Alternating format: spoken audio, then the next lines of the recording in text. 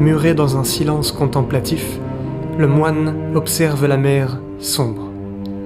Seul, pensif, sa destinée lui semble obscure. Caspar David Friedrich, artiste de cette œuvre, est un peintre allemand des débuts du XIXe siècle. En pur romantique, ses toiles nous dévoilent tour à tour nature, nuit, mort, solitude. Une grande partie de celle-ci montre des hommes face à la mer solitaire, face à la nuit froide du nord, face à l'immensité écrasante de la nature.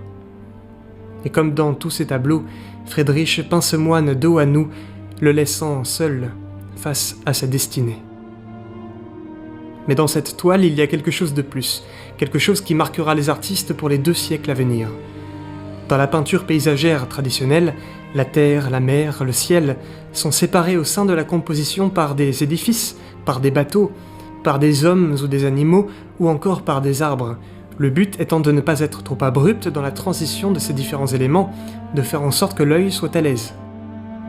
Friedrich rompt avec cette tradition. Il avait initialement décidé de figurer 2 navires à l'horizon, mais les a recouverts de peinture, au dernier moment, afin de donner davantage d'ampleur au sentiment écrasant de solitude.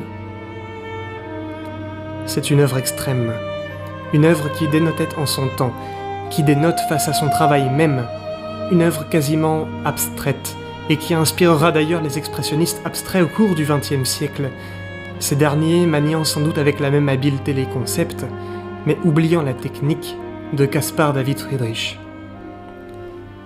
Enfin, l'étroite silhouette du moine écrasée par toute l'étendue de ce paysage, et sa robe sombre s'appuyant sur l'obscurité marine, le font quasiment disparaître.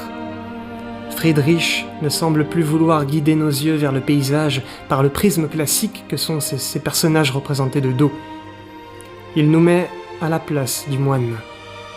Il nous permet de contempler cette métaphore de l'infini, de ressentir cette écrasante immensité de la nature. Il nous permet d'éprouver l'essence même du romantisme, la solitude fascinante de l'homme face à son destin trouble et incertain.